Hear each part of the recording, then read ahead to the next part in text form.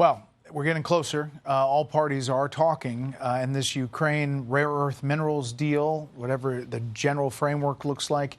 Seems like it's coming together, may come together in a couple of days. I laid that out for you earlier about what that deal may look like. Some back and forth over it after the UN action the other day. Let's bring in our panel. Start there. Josh Holmes, co-host of the Ruthless podcast, former chief of staff to Senator Mitch McConnell, Democratic campaign consultant Kevin Walling, and Annie Linsky. She is White House reporter for the Wall Street Journal. Josh, the president is saying this is a good deal for the U.S., brings back money. Ukraine, if they agree to this deal, is probably doing it for the security element of U.S. companies being on the ground. Yeah, no question. I don't think you'd even be having this conversation if not for President Trump winning the election in November, obviously.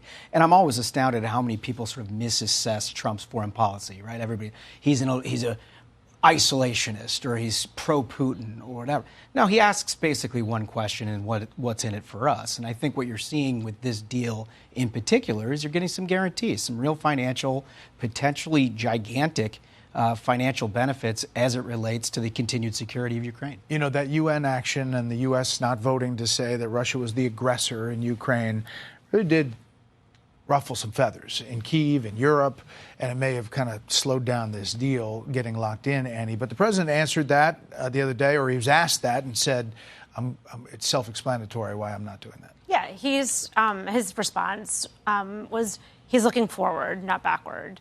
And that's the kind of very different approach that Josh is referring to that this president is taking when it comes to the conflict. Now, look, we're used to this conflict being framed as good versus evil, autocracy versus democracy. That was the approach that Joe Biden took, and he was very proud of that approach. He rallied European support behind Ukraine.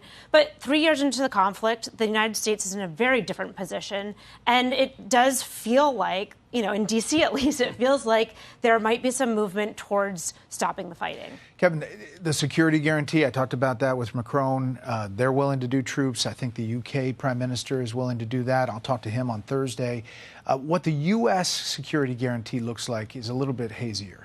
Yeah, we're still trying to figure out the contours of that. Obviously, we'll know more on Friday. But what has been released so far is language that says free, sovereign, and secure Ukraine as part of this arrangement. So what that entails, boots on the ground, more military assistance, what have you, we don't know yet. But that is a good step forward in cementing more that relationship with Ukraine. I give the president, speaking as a Democrat, credit for negotiating that. He obviously sent the new Treasury Secretary over there to do that. Anytime we are tying our hands closer to Ukraine and the Ukrainian people in this conflict, I think is a win for both countries. All right, let's turn to Doge and the heartburn over now the second email. Take a listen. Elon has implemented this at his private companies. It has proven successful. If they're not answering after 2 times requested, are they dead? There's nothing wrong with this request. In the private sector, I do this every day. Americans don't like the harmful chaos that Elon Musk and Doge have unleashed. They don't want to see a rich billionaire treat federal workers with immense disrespect. It really is remarkable that you have the Democratic Party is saying this is the hill that we are going to go die on. So here's the original email. What did you do last week? Josh, now we're on the second iteration. The president says it's somewhat voluntary, but you could get fired, depending on if your boss is into this or not.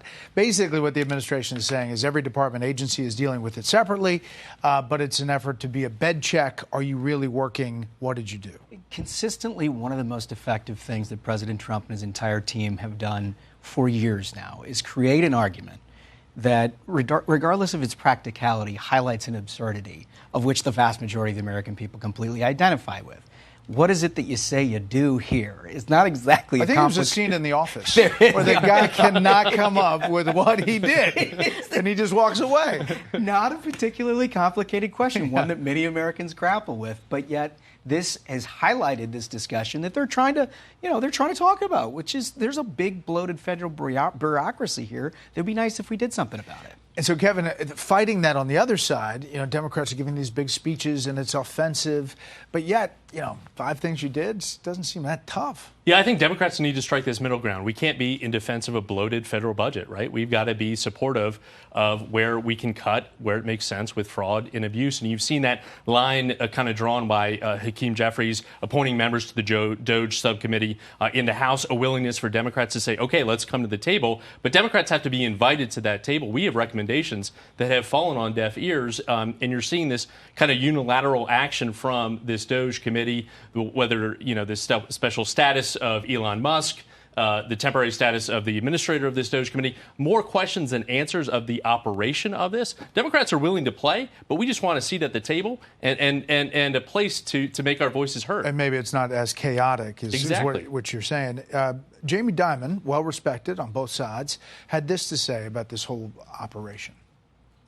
The government's inefficient, not very competent, and it needs a lot of work. And so you and I, it's not just waste and fraud, it's outcomes. Why are we spending the money on these things? Are we getting what we deserve? What should we change? So I think doing that needs to be done. It's not just about the deficit. It's about building the right policies, procedures, and the government we deserve. As far as the approval ratings, if you look at the new Quinnipiac poll out, you see President Trump hovering right around 50, a little bit less than he was. But Musk really taking the heat, and maybe that's part of the deal. He's the shield here. Yeah.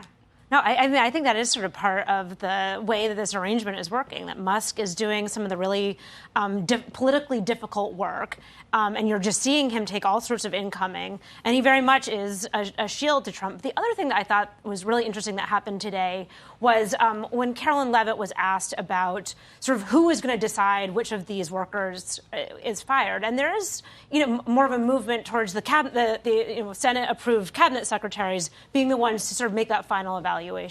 And that's a little bit of a debate that's been going on in the last few days in D.C. that got a little bit of clarity, tiny bit of clarity today. Washington Post, crunch time for Mike Johnson, the GOP's big, beautiful bill, set to put a budget resolution up to the floor tonight. It's facing potential revolt, and you've got a lot of back and forth. However, Johnson, just in the past few minutes, Josh, has said that he has the votes to pass the one big, beautiful bill. We'll see. Scalise said that, too, in the last few minutes. And so we could see House Republicans come around this effort. That would be an astonishing accomplishment. I think most of us who watch this and you watch the margins down to a 2-vote miss, the chances of you succeeding the first time are very rare.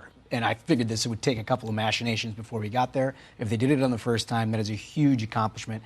It is the ultimate shirts and skins part of this episode, though. If you can't support the Republican budget, where are you going to go from there? I like where we're headed. And if, in fact, they pass that, that's a big deal. Democrats obviously making a stand, saying that this includes Medicaid cuts, the Speaker pushing back against that. Medicaid's not even in the budget blueprint. But it's clear that this is not a bipartisan effort.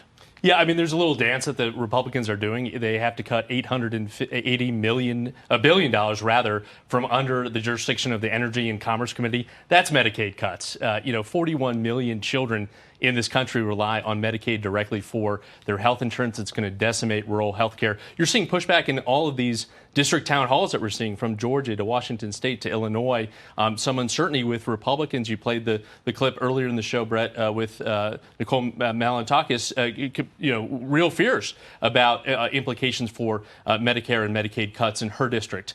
So this is a gift to Democrats. You saw unified Democrats on the steps of the Capitol, led by Hakeem Jeffries, and we'll let this process play out. Take a step back. That's one of the nice things, not having to govern. There you go. Yeah, minority. Last thing, New York Post has it, 1,000+ questions answered by President Trump in the first month. I mean, that is, President Biden, his first month, had 141 questions answered. I mean, 1,000+. No wonder it feels like 7 years. I know. I mean, just hearing that statistic, I'm living it, Brett, so I believe it. There's no part of me that has any doubt in that data because, I mean, if you just think about today, the president, there's a press briefing, and then the president brought the pool, including the Wall Street Journal, into the Oval Office for 45 minutes. So he's taken a lot of questions, that's for sure. All right. Panel, thanks so much. Thanks, Brett.